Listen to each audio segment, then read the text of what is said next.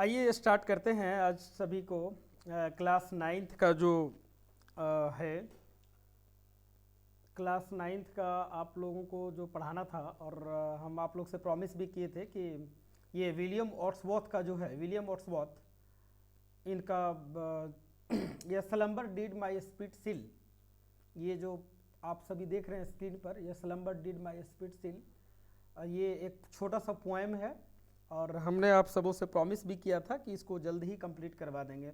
तो सबसे पहले ना थोड़ा सा मैं जान लेता हूँ, थोड़ा सा अध्ययन करेंगे हम लोग इसके बारे में।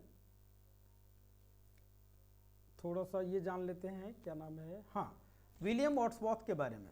तो मैं आप सबको बता दूं कि विलियम वर्ड्सवर्थ जो थे, ठीक है, विलियम वर्ड्सवर्थ,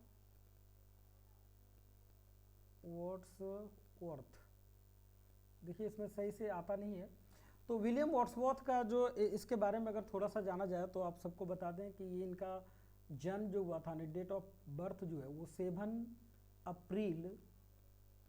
7 अप्रैल और 1770 ईस्वी, ठीक है ना, 1770 ईस्वी विलियम वर्ड्सवर्थ का जन्म स्थान है। और इनका जन्म जो हुआ था सो कहाँ हुआ था, तो ये भी जानना एक बड़ी बात होगी कि इसका जन्म कहाँ हुआ था, ठीक है। तो विलियम वर्ड्सवर्थ का जो जन्म हुआ था वो हुआ था, एक मिनट जरा सा लाइन पे रहिएगा आप लोग, चलिए ठीक है, हाँ हम लोग थे लाइन पे। हाँ, विलियम वर्ड्सवर्थ का जो जन्म हुआ था वो था कोकर माउथ, ठीक है, एक जगह है कोकर माउथ, कोकर, यहाँ पे आइए, कोकर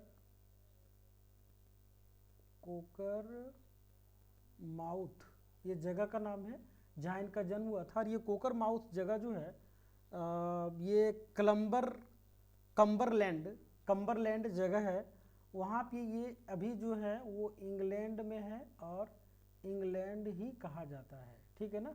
तो विलियम वर्ड्सवर्थ जो रहने वाले जो थे वो थे इंग्लैंड के, ठीक है। अच्छा, तो 7 अप्रैल 1770, 7 अप्रैल 1770 इसका डेट ऑफ बर्थ था। और डेट ऑफ डेथ की बात अगर किया जाए तो 23 अप्रैल और 1850 में 1850 ईस्वी में जो था वो इनकी मृत्यु हुई थी। 23 अप्रैल 1850 और 7 अप्रैल 1770 में जन्म हुआ था। मतलब अप्रैल का महीना से लेकर अप्रैल महीना तक टच किया था, डेट का थोड़ा सा डिफरेंस है। और कुल मिलाकर अपने एज में ये 80 ईयर्स रहे थे विलियम वर्ड्सवर्थ। 80 साल 80 साल ये जिंदा रहे थे। इसके बाद है, आप सबको बता दें, थोड़ा सा एक कॉल आ गया, हाँ, तो विलियम वर्ड्सवर्थ जो था वो 80 साल तक जिंदा रहे। इसके बाद है कि इन्होंने अपने लाइफ में 80 साल के ड्यूरेशन में एक ये बता दें कि यह slumber did my spirit seal जो है, स्लम्बर मतलब होता है यहाँ पे नींद, ठीक है, नींद, और स्पिरिट मतलब होता है आत्मा, ठीक है, आत्मा, और सील का मतलब होता है किसी चीज को सील कर देना, ठीक है, बंद कर देना, ठीक है, सील कर देना, ये सील यहाँ पे है, किसी चीज को बंद कर देना, सील कर देना। चलिए, तो हम एक और बात बताना चाह रहे थे कि विलियम वर्ड्सवर्थ जो है अपने लाइफ में बहुत ऐसे पोएम्स हैं जिनको इन्होंने राइट किया और वो लाइटेड हुए। और हमारे क्षेत्र में हम लोगों के बीच में आज हम लोग क्लास 7, 8, 9, 10 इन सभी क्षेत्रों में, है ना, इनको एक अच्छे लिटरेचर के रूप में जानते हैं। विलियम वर्ड्सवर्थ जो थे एक अच्छे राइटर के रूप में जाने जाते हैं इंग्लिश के। और इन्होंने इनका एक मोस्ट पॉपुलर जो था, सबसे अत्यधिक जो फेमस हुआ वो एक था इसका एक पोएम द प्रीलूज। प्रीलूज जो है ना, प्रीलूड इसको भी बहुत कोई पढ़ते हैं, तो प्रीलज जो है वो मोस्ट फेमस था। और प्रीलूज के बाद आपने क्लास 7 में पढ़ा था the solitary reaper, the solitary reaper, ठीक है, सोलेटरी रीपर, ये भी आपने पढ़ा सोलेटरी रीपर। उसके बाद आप लोगों ने पढ़ा था क्या नाम है इसको, डैफोडिल्स को। तो डैफोडिल्स भी विलियम वर्ड्सवर्थ ने ही लिखा था। चलिए, तो इन सारी चीज़ों को जानने के बाद मैं आप सबको बता दूं एक और चीज़ कि यह स्लेम्बर डिड माई स्पीच जो है, ये जो लिखा गया था कवि के द्वारा, वो लिखा गया था 1800 में, 1800 ईस्वी में इसको राइटर ने लिखा था। किसने? विलियम वर्ड्सवर्थ ने, ठीक है। इसके बाद आपका अगर द सोलेटरी रीपर की बात किया जाए तो सोलेटरी रीपर जो लिखा गया वो 1807 ईस्वी में लिखा गया था, ठीक है ना। और उसके बाद यह स्लम्बर, सॉरी ये 1800, ठीक है, ये स्लम्बर डिड माई स्पीच ये 1800 में, और द सोलेटरी रीपर इसको 1807 ईस्वी में राइटर अनीस पोएट ने इसको लिखा था, ठीक है। इसकी और अच्छी जानकारी के लिए आप बेहतर होगा कि आप दूसरी बुक्स को भी पढ़ सकते हैं। यहाँ पे एक छोटा सा पोएम दिया हुआ है आप लोगों को क्लास 9th में पढ़ने के लिए, और ये 9th का जो आपका बुक है बिहाइव, वहाँ से लिया हुआ है मैंने, ठीक है। तो आइए थोड़ा सा और आगे चलते हैं इसका, और इसके बारे में और अध्ययन करते हैं। चलिए, यहाँ पे देखिए क्या कह रहा है कवि ने, this poem is about the death of your loved one. मतलब ये पोएम जो डिस्क्राइब किया हुआ है, death of your loved one, मतलब इसकी प्यारी जो थी लव्ड वन, विलियम वर्ड्सवर्थ की एक तरह से कहिए कि बिलॉव्ड जो थी, बिलॉव्ड, ठीक है ना, प्रेमिका, उसका नाम था लूसी, लूसी नाम था। और इसी लूसी के लिए, यानी इसी लूसी के डेथ के बारे में इन्होंने मेंशन किया हुआ है, ये राइट किया हुआ है उसकी यादों में, जब इसकी प्रेमिका जो लूसी है जो वो मर जाती है, उसके बाद ये स्लेम्बर डिड माई स्पिरिट सील को वो लिखते हैं कि हमेशा हमेशा के लिए आत्माएं जो है, इसकी आत्मा जो है वो सो जाती है, और उन्होंने उसको राइट किया हुआ है। तो this poem is about the death of your loved one, किसी लव्ड वन जो है प्रेमिका है उसकी मौत के बारे में वर्णन किया हुआ है। How does the poet feel when he thinks about her death, वो कैसा एहसास करता है। तो ध्यान से सोचने वाली बात है, अगर किसी की प्रेमिका मर जाए, है ना, बिलॉव्ड मर जाए, तो कैसा फील करेंगे लोग, कैसा डिसाइड करेंगे, किस प्रकार फील करते हैं, इसके बारे में जानना है। हाउ डज ही इमेजिन, और किस प्रकार वो कल्पना करते हैं, her to be after death, मरने के बाद।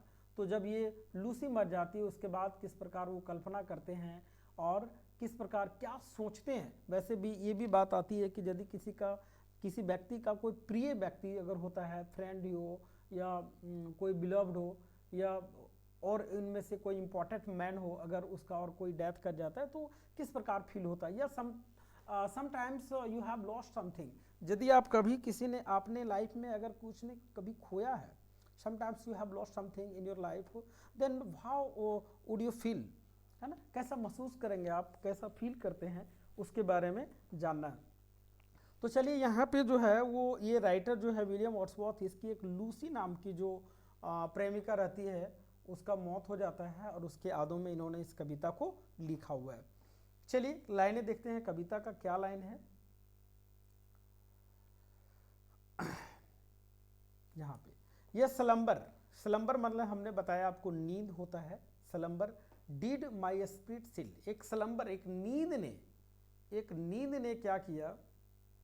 अच्छा, यहाँ आपको दिखता नहीं है, चलिए इसको मैं थोड़ा सा और डाउन करूँगा। अब आप लोग को दिखता है क्या? यहाँ पे एक मिनट जरा सा ध्यान रखिएगा। हाँ, यहाँ आप लोग को दिख रहा है, ठीक है। तो आइए पोएम पे आते हैं। हाँ, यह स्लम्बर का मतलब होता है क्या?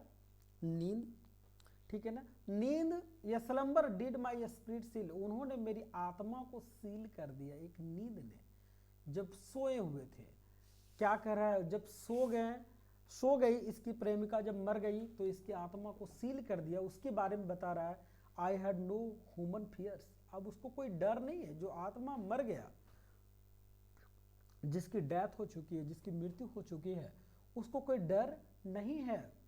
शी सीम्ड, वो प्रतीत होती है कैसा, शी सीम्ड दैट उसे कोई मानवीय डर नहीं है। सी सीम्ड, वो प्रतीत करती है। सी सीम्ड या थिंग, एक कैसा प्रस्तुत करती है, उसे लग रहा है कैसा, शी सीम्ड या thing that could not feel, जिसे वह महसूस नहीं हो सकता। शी सीम्ड, उसे एहसास होता है एक थिंग के बारे में, वस्तु बारे में, दैट कुड नॉट फील, अब वो फील नहीं कर सकती क्योंकि वो डेथ कर गई है, वो मर गई है, आभास नहीं कर सकती। The touch of earthly years, उसके बाद वो चली गई है कहाँ पे, द टच ऑफ अर्थली मतलब पृथ्वी के संसारिक स्पर्श में, संसारिक वर्षों का स्पर्श में। द टच ऑफ संसारिक स्पर्श, टच मतलब स्पर्श, the touch of earthly years मतलब क्या, संसारिक वर्षों का स्पर्श में वो चली गई, मर गई। No motion has she now no force, अब जब मर जाती है तो आपने देखा होगा लोगों को मरने के बाद कैसा आभास करता है, तो नाउ वो संसारिक चीजों में चली जाती है। नो मोशन हैज, उसके पास कोई गति नहीं रहता है, मोशन मतलब गति, हैज शी नाउ, उसके पास अब कोई गति नहीं है और ना ही कोई ताकत है। नो फोर्स, ना ही कोई उसके पास ताकत है, ना बल है। उसके आगे क्या, सी नाइदर हियर्स नोर सीज, ना वो सुनती है क्योंकि वो मर चुकी है, तो ना ही वो सुनती है और ना ही वो देखती है, देख नहीं सकती, सुन नहीं सकती, सिर्फ क्या, रोल्ड राउंड, और क्या करती है वह, पृथ्वी के दैनिक rolled round in earth diurnal course, diurnal, diurnal, diurnal है, डॉर्नल का मतलब होता है यहाँ पे दैनिक, ठीक है ना, रोजाना पृथ्वी का घूमने का, तो पृथ्वी अपने अक्ष में जो घूमती है, तो वही कह रहा है कि पृथ्वी के दैनिक पाठ्यक्रम में गोल लुढ़का, पृथ्वी के दैनिक कार्यक्रम में गोल लुढ़का with course, with rocks and stones and trees, कहाँ कहाँ लुढ़कता है, तो पृथ्वी के दैनिक पाठ्यक्रम में गोल लुढ़कता है चट्टानों और पत्थरों और पेड़ों के साथ में। उसकी जो आत्मा है ये, तो ये ऐसा ना फील कर रहे हैं यहाँ पे विलियम वर्ड्सवर्थ जो है वो फील करते हैं अपनी प्रेमिका की स्पिरिट को, जिसकी आत्मा जो है वो सील हो गई, हमेशा हमेशा के लिए ख़त्म हो गया, वो नेवर बैक हो सकता है। मरा हुआ चीज़ें जो है, मरी हुई वस्तुएं जो है वो पुनः बैक नहीं हो सकता है। इसलिए विलियम वर्ड्सवर्थ को अपनी प्रेमिका लूसी जो है उसको मरने के बाद उससे दुख होता है, वो हमेशा हमेशा के लिए सो जाती है। तो उसी के यादों में उन्होंने इसको लिखा है। देखिए कुछ क्वेश्चन शायद यहाँ पे आप लोगों को समझ में आए। ये slumber did my spirit seal says the poet, ये कहता है, कवि कहता है कि ये slumber did spirit seal says the poet, कवि कहते हैं दैट इज ये डीप स्लीप, ये डीप स्लीप होता है हमेशा हमेशा के लिए सो जाना। क्लोज्ड ऑफ मतलब हमेशा सो जाए, हिज सोल और माइंड, या तो उसकी आत्मा या उसका mind. How does the poet react to his loved ones death, कवि कैसा रिएक्ट करता है, तो कवि को दुख होता है, ही फील सैड, उसे दुख महसूस होता है ना, दुखी हो जाते हैं। वो हमेशा हमेशा के लिए कहता है कि वो सही गई, चली गई, अब उसके पास ना कोई मोशन है ना कोई फोर्स है। डज ही फील बीटर, क्या वो उसको बीटर लगता है, कड़वा लगता है, तो बात सही है, कड़वा लगता है। किससे, ग्रीप से, दुख से। और डज ही फील ये ग्रेट पीस, नहीं, ग्रेट पीस नहीं होता है, उसको शांति नहीं मिलता है, उसको बीटर ग्रीप होता है, बीटर ग्रीप। आगे क्वेश्चन है, सेकेंड नंबर क्वेश्चन है कि the time of the passing of time, एक मिनट, हाँ कहाँ चला गया,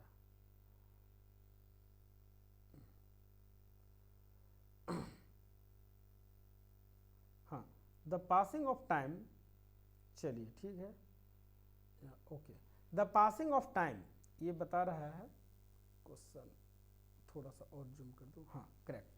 the passing of time will no longer, passing of time जो है will no longer affect her, यानी जो समय बीतता है उसको कोई प्रभाव नहीं करता है। सेज द पोएट, ये कभी कहता है, विच लाइन्स ऑफ द पोएम से दिस, ये कौन सा लाइन, कविता का कौन सा लाइन इसको कहता है कि उसको कोई प्रभाव नहीं पड़ेगा। तो कविता का यहाँ लाइनें जो है वो आपके सामने मिल रहा है।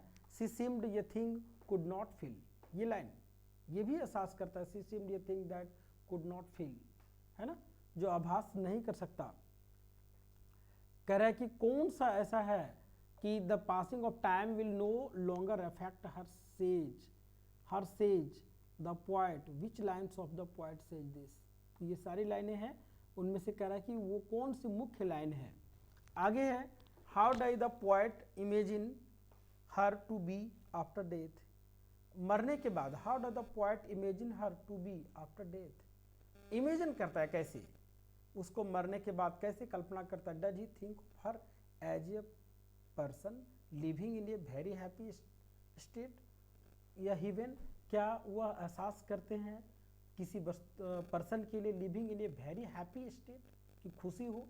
और does he see her now as a part of nature, क्या उसको प्रकृति का एक पार्ट मानता है। तो ये बात सही है, प्रकृति का एक पार्ट मानता है। In which lines of the poem do you find your answer, किस लाइन में आप पाते हैं। तो कुल मिलाकर ये सारी लाइनें उसी के बारे में लिखा हुआ है, यहाँ पे कुछ ही लाइन ही है, आप खुद सेलेक्ट कर सकते हैं, ठीक है ना, और देख सकते हैं। इसका MCQS है, हमें लगता है कि हम जल्द आप सभी के सामने शेयर करूँगा।